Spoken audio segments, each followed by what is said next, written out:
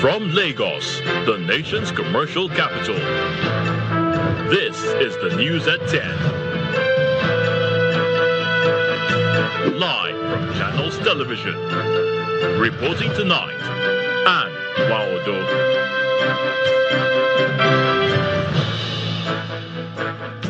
Hello and welcome. Tonight, Budget Office confirms that no funds were released or spent by the PFIPC despite its 1.3 billion naira 2026 budget allocation.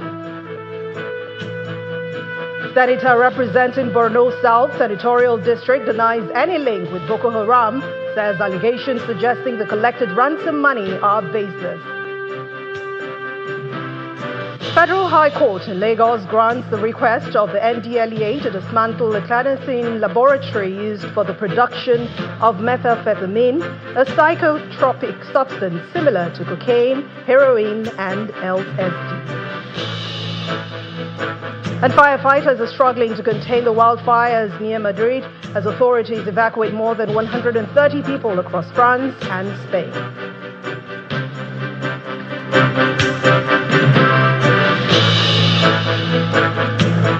On business news, the United States imposes 12.5% tariff on Nigerian imports over alleged forced labor concerns. Sports news tonight, Esther Wogu wins Team Nigeria's first gold medal at the 2026 Commonwealth Games in the women's lightweight category in Glasgow, Scotland. And from the nation's capital, the Federal Ministry of Agriculture and Food Security, in partnership with IFAD, set to launch the Climate Smart Agribusiness Partnership for Resilience.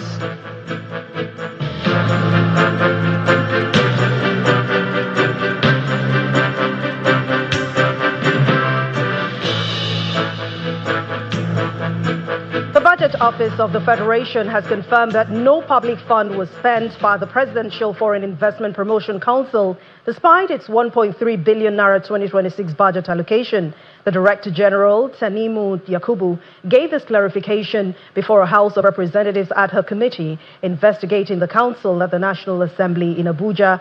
And according to Mr. Yakubu, his office instructed the Treasury and the Ministry of Finance to freeze all payment instruments, blocking all disbursements.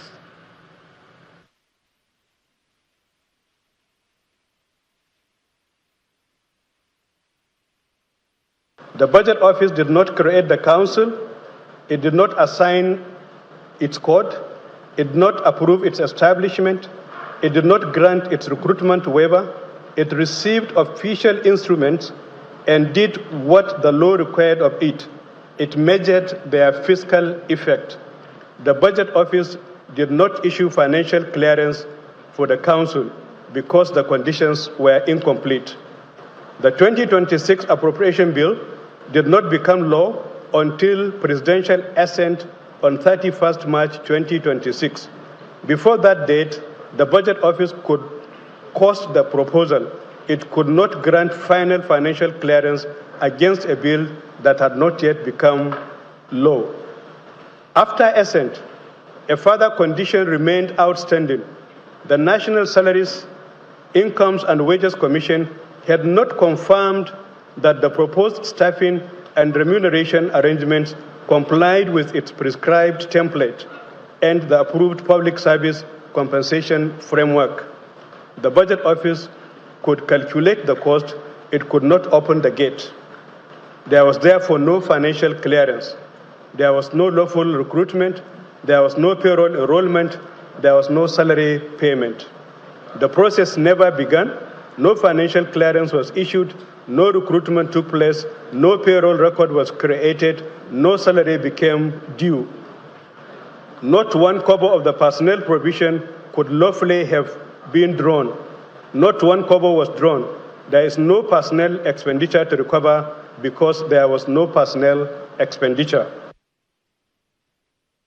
Meanwhile, the committee chairman Yusuf Gagdi emphasized that the probe aims to uncover how the legally unbacked agency entered the budget and prevent further occurrences. I say this so that while we ask questions, you should know that we are asking questions based on the document before us. not the cameras before us.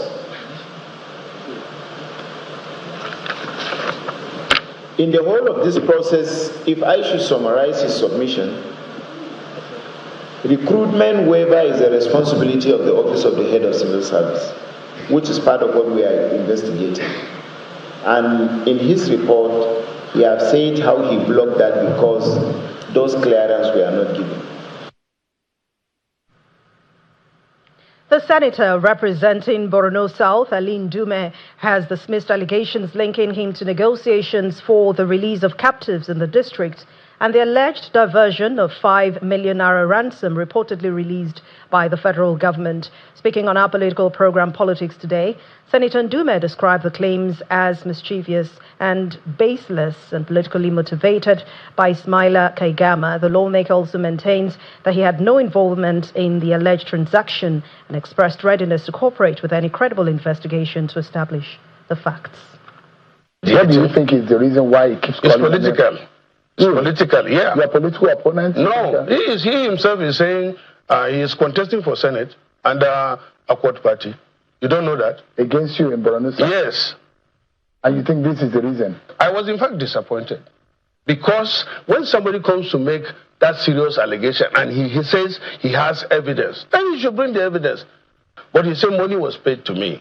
Money, 5 billion, paid to me. I told you now that in my record, I have my accounts and everything in my life. I have never seen 1 billion at once. Which account was that money paid to? Who was responsible for the payment? Is it the state government as he is claiming? And if it is so, he should go as it is now to prove to the responsible authorities that this is what happened, that is why it happened. And I also reported the case to the police after he consistently or he made all those defamatory comments about me, and I said, this is getting out of hand and I need to do something.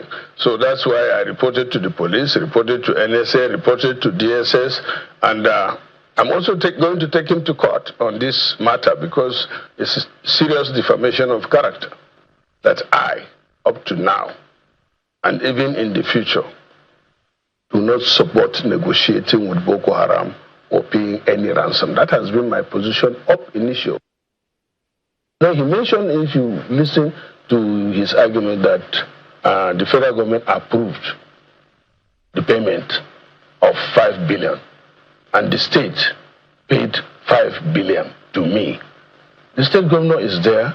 SSS will definitely get to the root of the matter. I'm here to answer any question, and I'm saying that that should be publicly done, or the result of the investigation should be publicly done.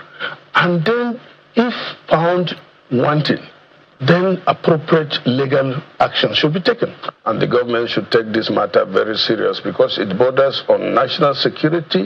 It's very dangerous. In fact, international security, because ISWAP and all these terrorist organizations are involved. The Catholic Secretariat of Nigeria has called on eligible citizens in the country to register, collect their permanent voter cards, and participate actively in the 2027 general elections. The church says democracy cannot thrive when citizens stay away from the ballot box. Addressing journalists at the end of the Justice, Development and Peace Commission's annual general meeting in Abuja, the Secretary General of the Catholic Secretariat in Abuja, in Nigeria, Reverend Father Michael Banjo, says that Nigeria's democracy is at crossroads due to eroding public confidence.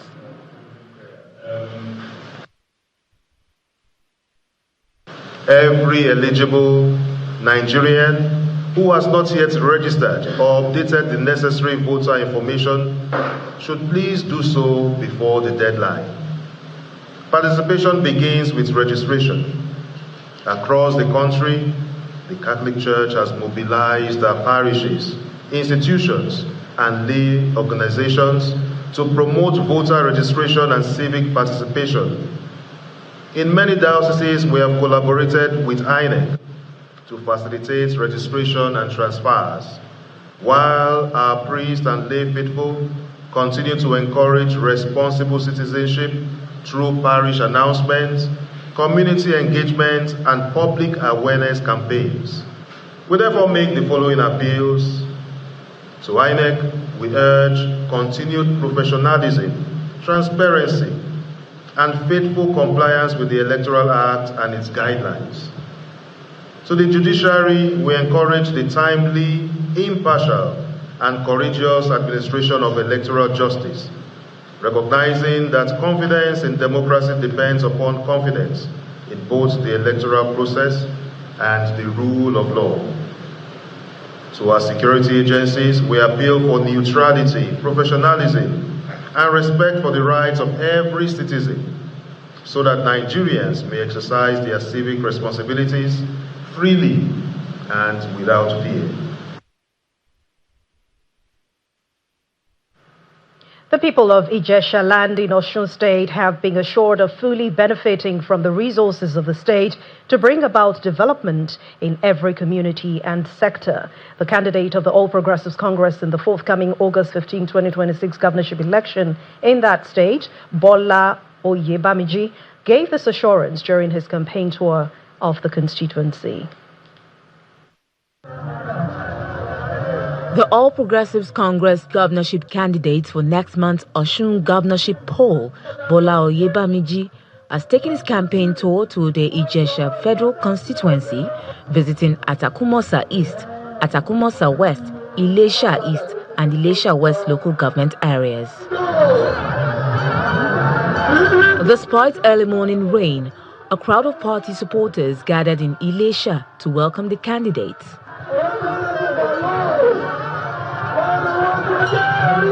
Speaking to journalists, Oyebamiji expresses confidence in his upcoming election victory, promising that his administration would bring comprehensive development to Ijesha land, ensuring no community is left behind. There is no way we can leave Ijesha land behind. That is not even possible.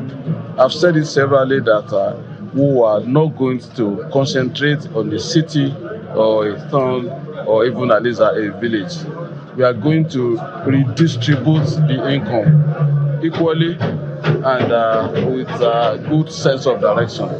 We are going to have a policy that will be beneficial to all cities, all people, both the young, the old, men and women in Osun State. Supporting his statement, the director of his campaign council, Oluwole Oke, and director of media and publicity, Oluremi Omowaye, believe Mr. Oyebamiji has what it takes to change the trajectory of development in Osun State.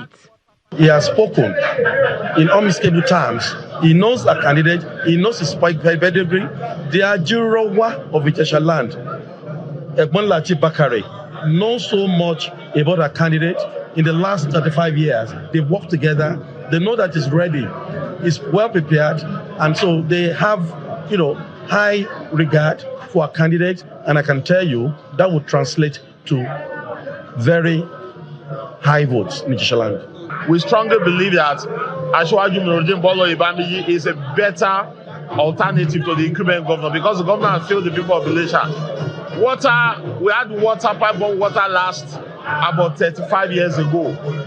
Anambra had looked at it and has promised to ensure that we have pipe-borne water. So I want to appeal to the people of Judicial that we have a credible alternative, which is Asiwaju Nurudeen Bola Oyebamiji. Prior to addressing the rally, Oyebamiji and his delegation visited the palace of the Owa Obokun of Ijesha land, Oba Adeshuyi Astrop, to pay homage and receive royal blessings.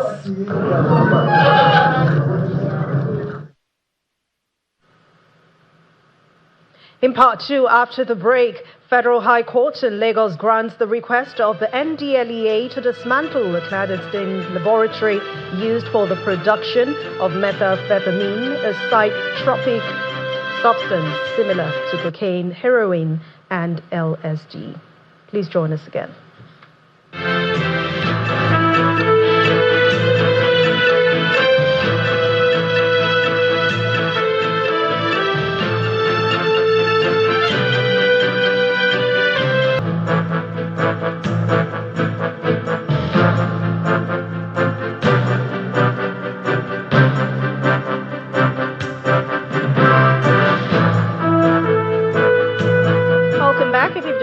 viewers, you're watching the news at 10 on Channels Television, broadcasting live from Lagos. A reminder of our main stories. The Budget Office has confirmed that no funds were released or spent by the PFIPC despite a 1.3 billion naira 2026 budget allocation. Senator representing Borno South Senatorial District denies any link with Boko Haram, says allegations suggesting the collected ransom money are baseless. The Federal High Court in Lagos grants the request of the NDLEA to dismantle the clandestine production of methamphetamine, which is a psychotropic substance similar to cocaine and heroin. And firefighters are now struggling to contain the wildfires near Madrid. Authorities are evacuating more than 130 people across France and Spain.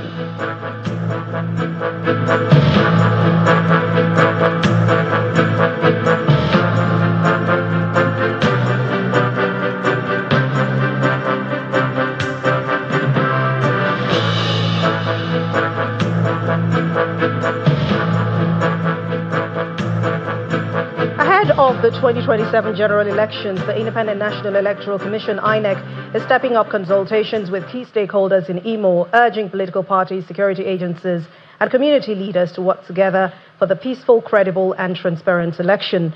The resident electoral commissioner in the state, Christopher Ibezimako, says that strict adherence to the electoral timetable and existing laws will be critical to delivering credible polls. Our correspondent, Eitokpe Kutei, reports.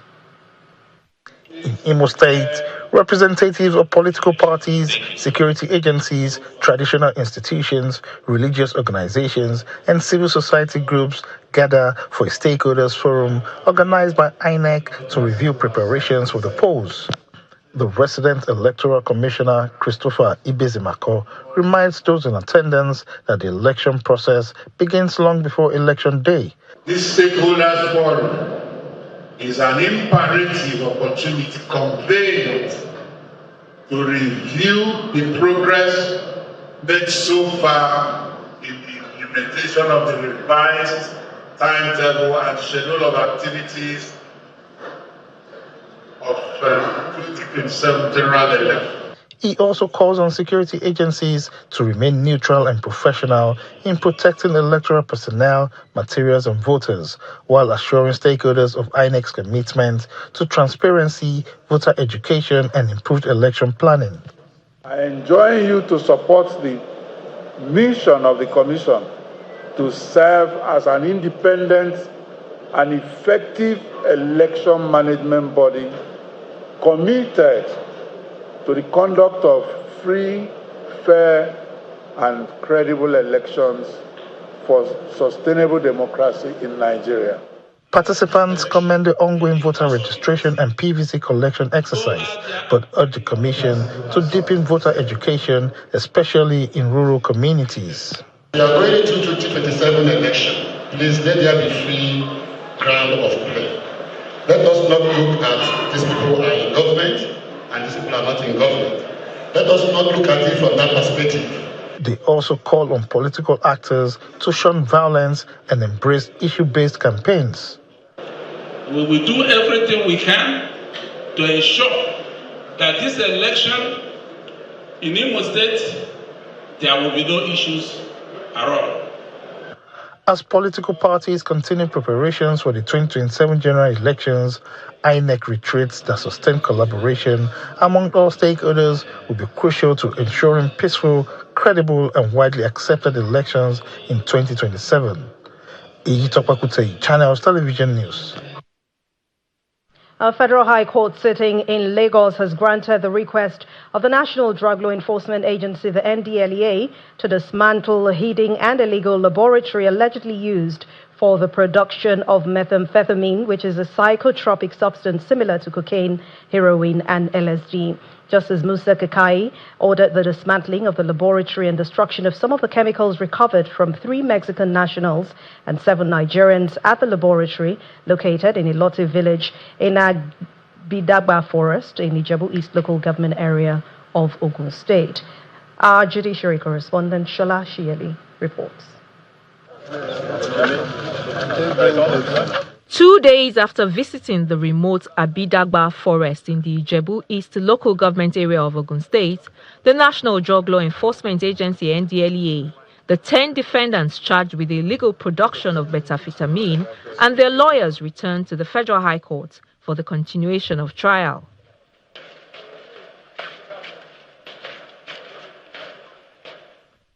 Justice Musa Kakaki listened to arguments for and against an application seeking permission to dismantle the lab and to destroy hazardous chemicals and illicit substances allegedly recovered from the lab, valued at about 480 billion naira.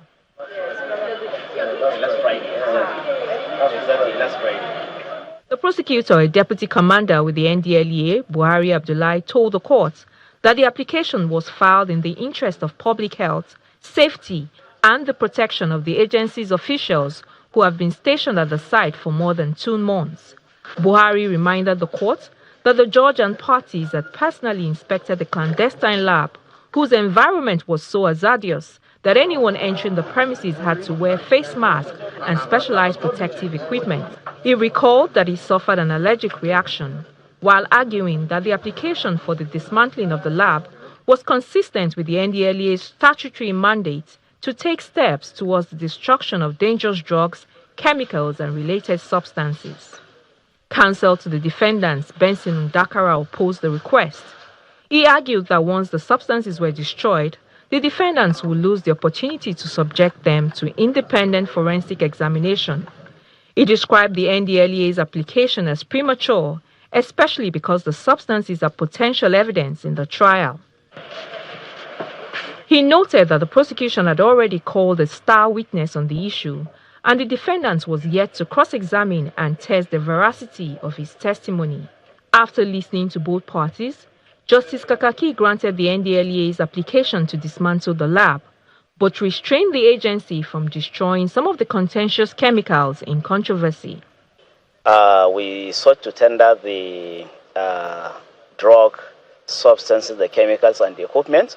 So the defense raised an objection to 3 chemicals. They said they claim that they couldn't see those chemicals there in the lab. So, but the witness already laid a foundation right from the one that those chemicals are there. Some are in the bush, and some were shown to the courts on that day. On our visit to locals in Kuo, we didn't see methamphetamine.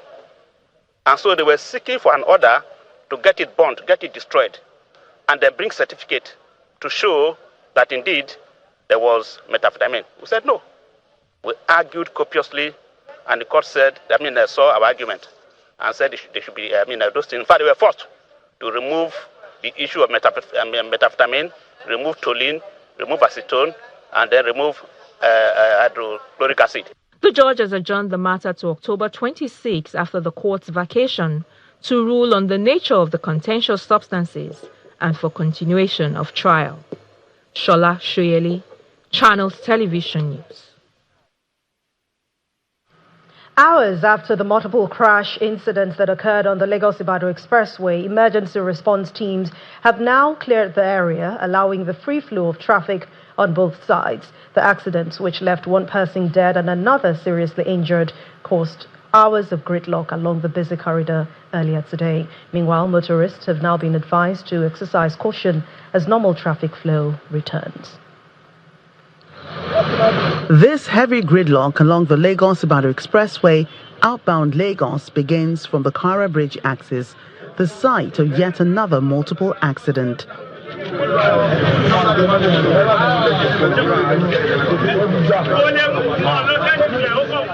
The first crash, involving 5 articulated trucks and a Toyota Sienna, occurred shortly after midnight, with preliminary investigations pointing to excessive speed and loss of control. While emergency responders were still clearing the scene, they told Channels Television that 7 adult males were involved in the collision, with 1 person confirmed dead, another sustaining injuries, and 5 others lucky to escape unhurt. Around 4 a.m. this morning, a trailer loaded with flour upturned on Kara Bridge moving towards Mowe. And of course, as we all know, that place falls between Ogun State. But after the accident, other vehicles were trying to avoid the incident. In the course of reversing, it leads to another accident involving about 6 vehicles, thereby collapsing the whole road. There was no movement out of the Kara Bridge. Survivors narrate their experience. From Juba, they come, they go worry. So I meet traffic for Kara Bridge around 15 minutes after 12. So as I mass break like this, what I hear and boom! Actually, when it started flyboard just hit me. All the flyboard just pour for my motor. Press me. So no for me to come out. I struggled to come out. So I thank God for my life that they are alive. The incidents triggered heavy traffic congestion that left many commuters stranded and prompting road safety officials to advise motorists to avoid the Karo-Joduberga corridor and use alternative routes. Through our traffic radio and other media handles, so vehicles coming from Ogun State, vis-a-vis Mowe Ibafo and Opik, can make use of Ogulusi Road through River Valley to connect Agidingbi. Then they can drive the stretch of Agidingbi down. They can turn right to Lake Awolowo Road, get into Allen, Sheraton Road. Then they can post out, either through Kudirat Abiola or through Mobolaji Bakantoni and Maryland. After hours of work, emergency officials eventually completed the evacuation of the affected vehicles and reopened the corridor to traffic, bringing an end to the chaotic situation. Still ahead on the news at 10, the United States imposes 12.5% tariff on Nigerian imports over alleged forced labor concerns. Now that's in business news. Please join us again.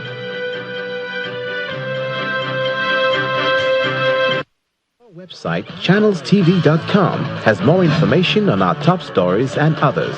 Subscribe and watch Channels Television's live stream on YouTube and other social media platforms using your mobile device browser, or download the Channels TV app for Android and iOS devices from their respective stores. You can also purchase via your smart TV platforms on Apple TV, Android TV, Fire TV, and Roku.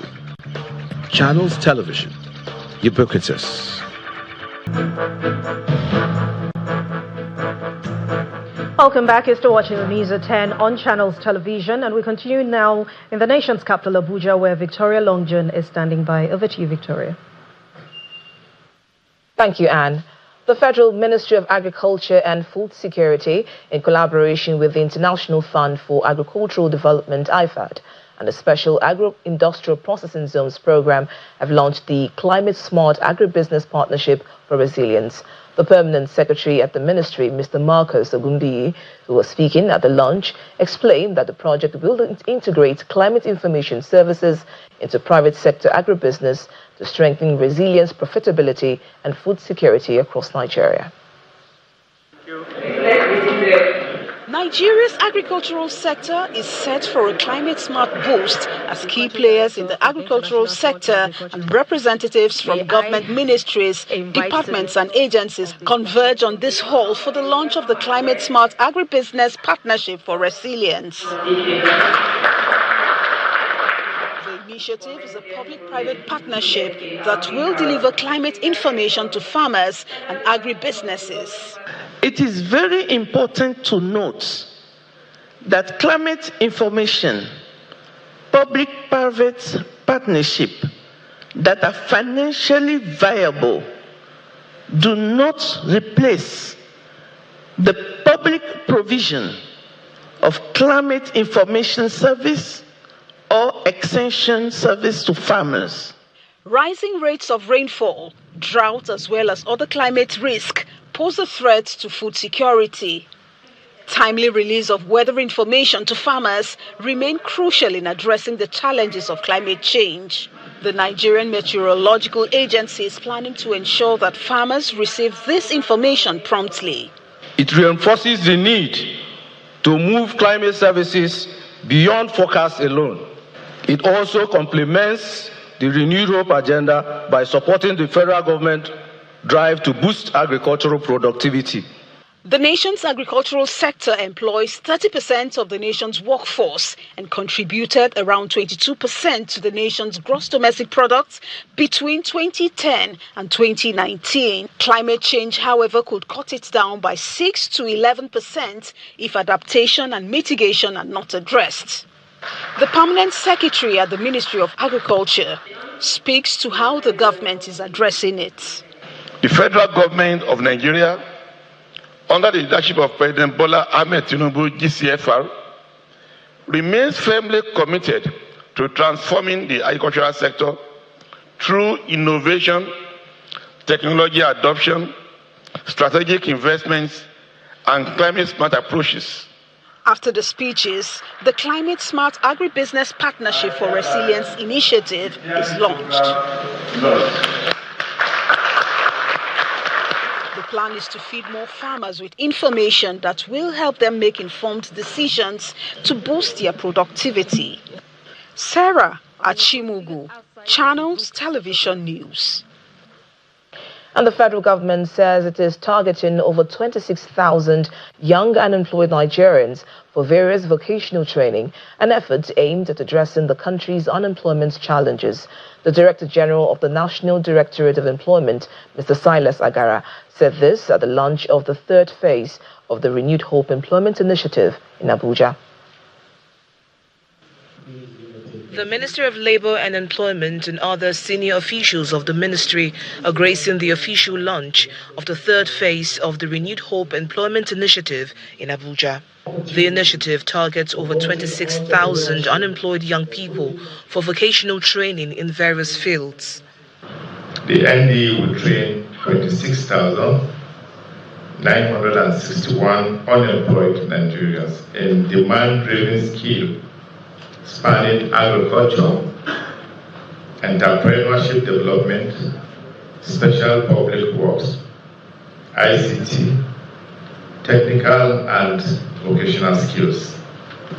The Renewed Hope agenda of this administration recognizes that sustainable development can only be achieved when citizens have the access to productive employment, entrepreneurship opportunities, and skills required to participate meaningfully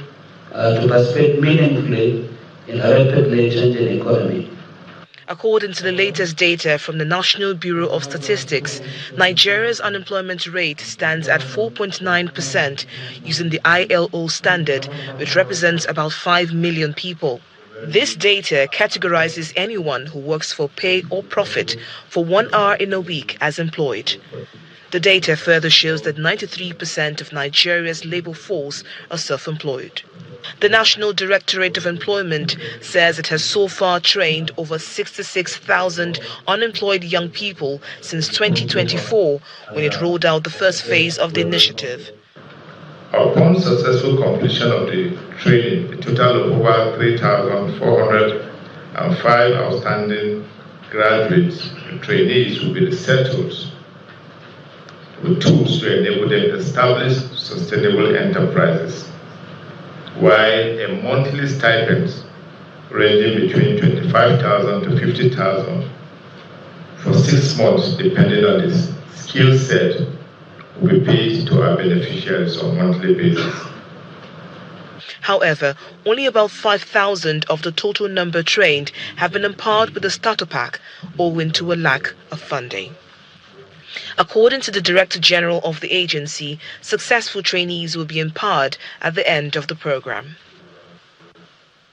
In the meantime, President Bola Tinubu says the reforms instituted by his administration have been receiving global attention and commendation, assuring Nigerians of more benefits. The president said this while receiving a research group, Asheyori Tinubu, led by the Nigerian permanent representative to the United Nations, Ambassador Jimoh Ibrahim, at the State House.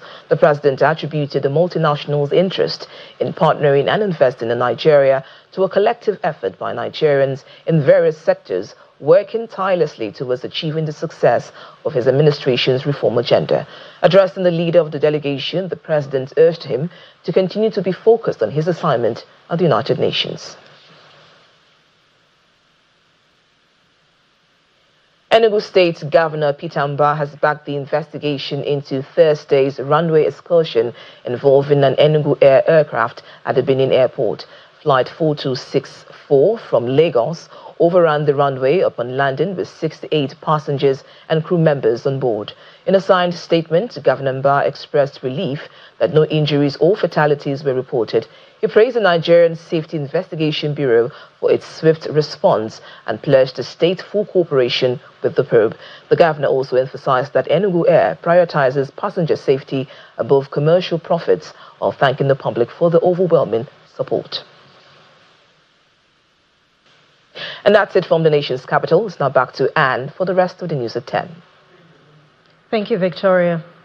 The mayor of Idemili local government area in the northern part of Anambra State, Mr. Stanley Nkwoka, has declared an emergency on drainage, silting and waste evacuation across the council area as part of efforts to address perennial flooding and improve environmental sanitation.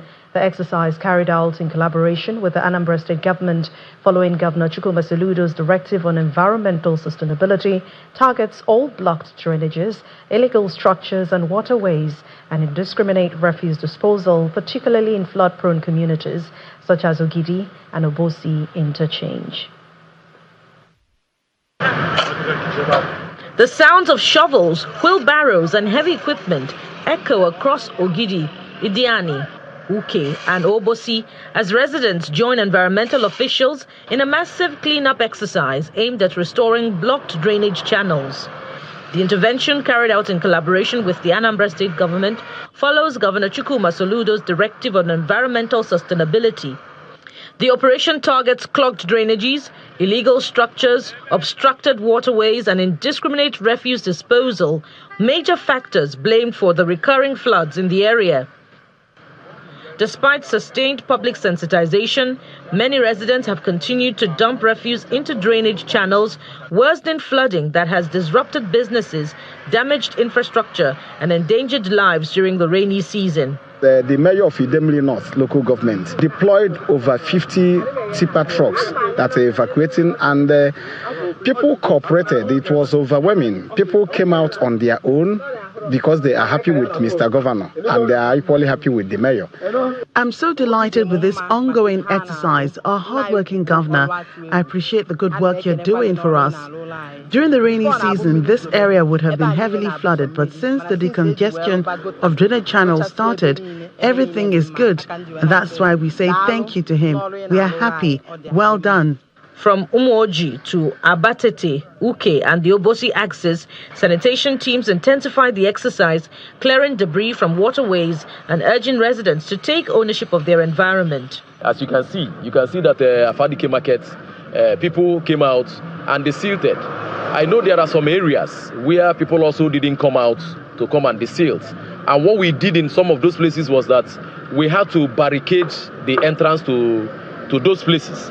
And we told them that as long as they don't do what the government have said that they should do, that we will keep that place sealed. And we will make sure that anybody that tampers with it will face the full wrath of the law, because this is a declaration. This initiative that government brought is very, very good. And before, this gutter is blocked. But now, we have cleared the gutter and water can pass freely through the gutter. And we are also asking Governor for help. At least we have brought out so many stands here. We want Governor to help us. At least if we can get enough tipper to clear this place out so that it won't fall inside this gutter again. The mayor of Idemili North local government area, Mr. Stanley Nkwoka, says chippers and sanitation personnel have been deployed to evacuate refuse from designated collection points, while enforcement teams have begun removing illegal structures and shanties built along drainage alignments in line with the state's environmental protection policy. It is one of the best decisions that has happened to Anambra State in the recent time. If you look at Anambra State, you notice that you have some one or two issues of flooding in recent times, and the governor declaring the state of emergency is a plus to us. Our people came out in mass, visited their drains. As you can see, we've been going around trying to, clear up the silt that was brought out from the drains. So after that, I believe we'll have a free flow of floods within the state, and Idemili North in particular. The mayor also warns that individuals and organizations caught dumping refuse into drainage channels or violating environmental sanitation laws will face sanctions, stressing that protecting communities from flooding requires sustained government action and responsible public behavior. Let's continue in the world of business, where Willie Bong is standing by to bring us more stories. Over to you, Will.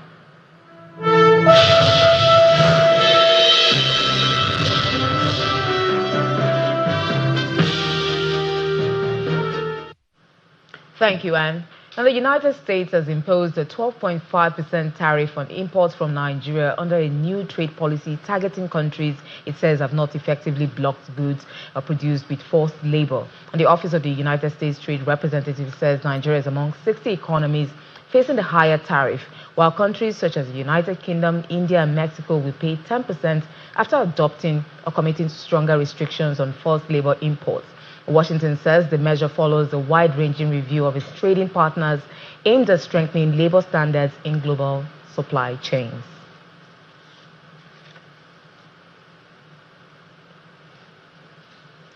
Now, South Korean chip maker Samsung Electronics and SK Hynix is set to sign a major memory chip supply agreement with leading U.S. technology companies as demand for artificial intelligence infrastructure continues to grow. Now, the deals are expected to strengthen technology ties between South Korea and the United States and support expanding investments in AI data centers.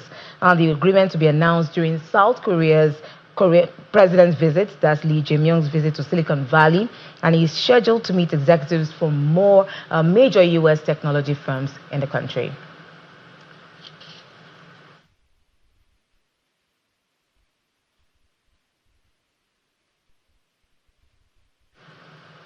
With that, we head to the domestic equities market, which pulled back in today's trading session as the index fell by about 0.2%. Ndume has more.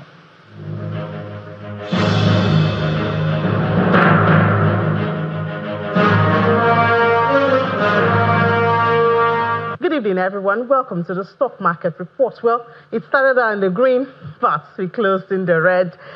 Today, investors took out 306 billion naira from the market, but that has not made us to lose the 159 trillion naira level. So we're still there, but the all share is down 0.19%. And mostly we see all of this, around not the very big stocks at the close of trade. However, we have some gainers. So when we see the gainers, we see CNIF, we see CI Leasing, and Cornerstone. So you understand what I mean. However, when we look at the losers and we see Presco today lost 230. I know that analysts had said that we should expect some correction on Presco. So I guess this is the reality. So they were down 10%. Thomas Way also down, as well as Transnational Serve Express. So that is what the color is, and that means that we will have the bear.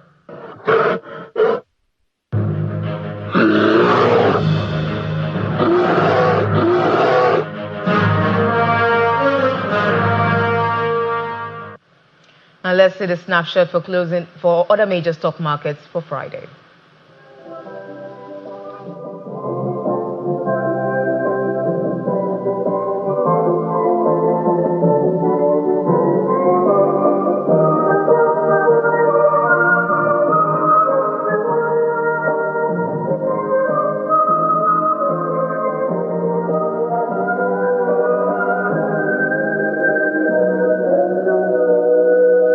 that's business news. I'm Will Ibong is back to Anne for more on the news at 10.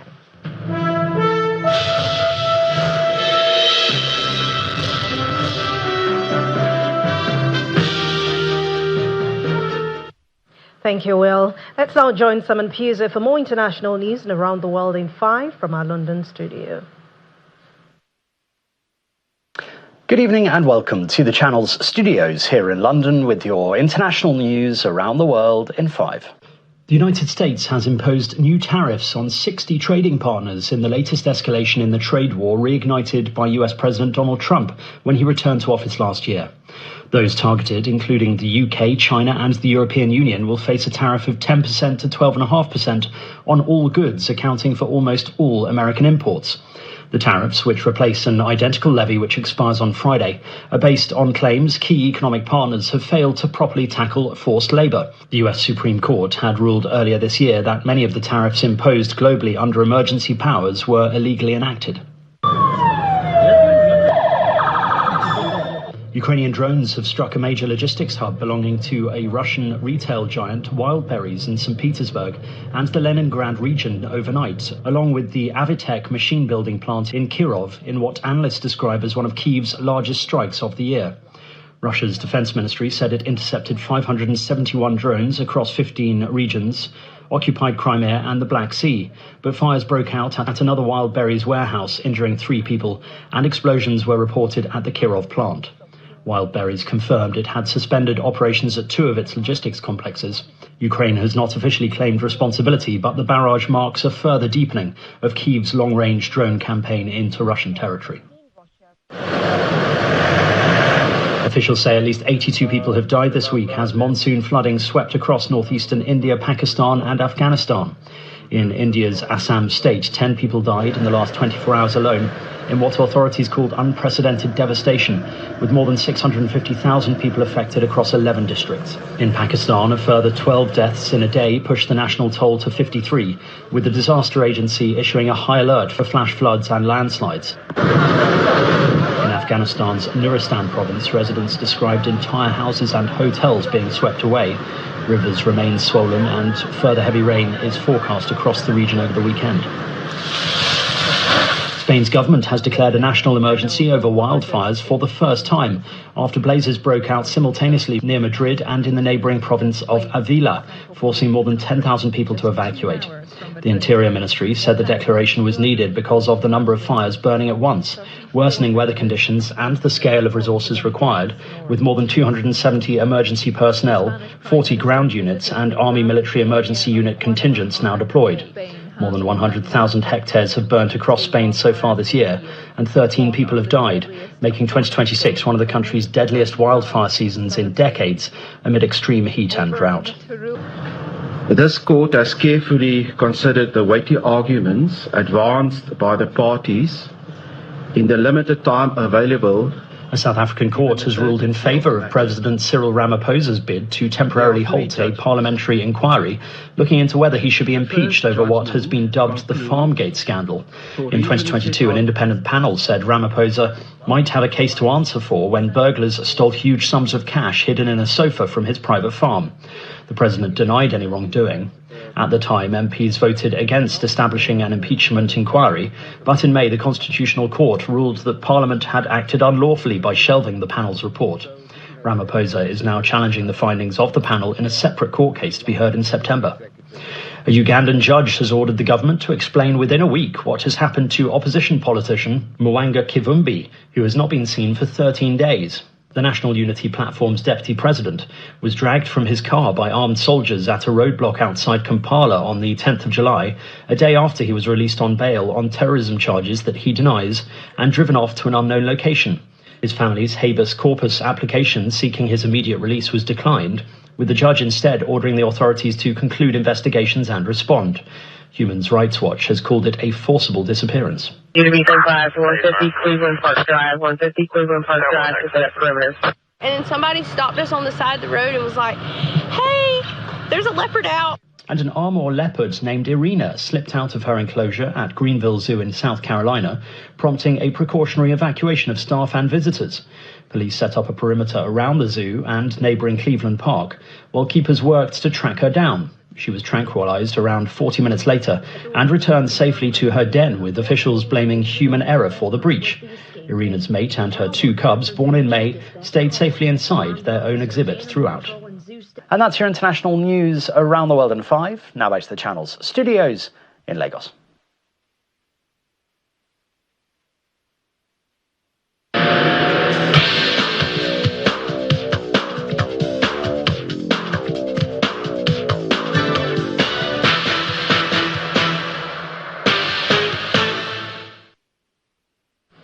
Thank you, Simon. Welcome to Sports News. Team Nigeria Esther Nwogu has won the country's first gold medal of the 2026 Commonwealth, dropping 2 games record to win the women's powerlifting lightweight category earlier today. Nwogu lifted 123 kg to score 119 points to win the women's powerlifting lightweight title.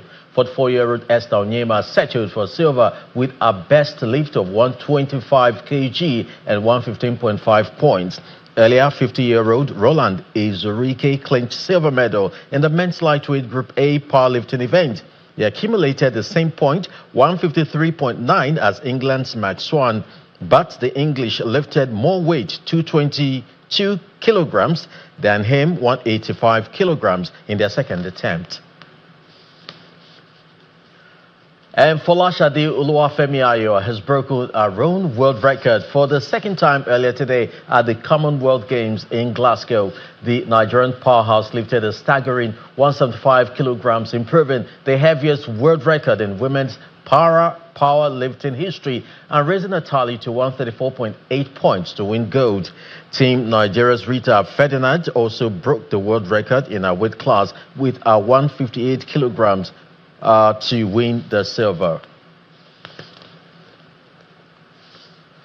And the 2026 Women's African Cup of Nations will begin this Sunday in Morocco, with the Super Falcons of Nigeria aiming for a record-extending 11 titles. Haven't won the last tournament in Morocco without adequate preparations. The players are under pressure yet again to deliver not just the World Cup ticket, but also to win the $2 million prize money. Excitement is reaching fever pitch as the 2026 Women's Africa Cup of Nations takes center stage. Once again, the Kingdom of Morocco rolls out the red carpet, making history as the very first nation to host the continent's biggest women's football showpiece 3 consecutive times. This year, the stakes have never been higher. With the tournament expanding from 12 to 16 teams, only the final 4 will seal a golden ticket to the 2027 FIFA Women's World Cup in Brazil. Plus, a massive cash prize is up for grabs. We've increased the prize money for the winner by 100%. So the winner gets 2 million, but we've also increased by 495%. The total money that was spent for the women's football on the continent was 975,000. Now it's close to 6 million. For the defending champions, Nigeria Super Falcons, it's more than just a big payday. Heavy is the head that wears the crown, and the relentless pressure to dominate, prepared or not, hangs over the squad. So you're playing for Nigeria, there will always be pressure. We're demanding football-loving country, and we expect the best. Down the right flank, and it's just for Miller! As Africa's undisputed queens with the legendary 10 titles to their name, the Falcons have been tuning their engines. They've tested their might in 4 tune-up friendlies, back-to-back clashes against Cameroon in March, followed by a double-header against Senegal in June. And guess what?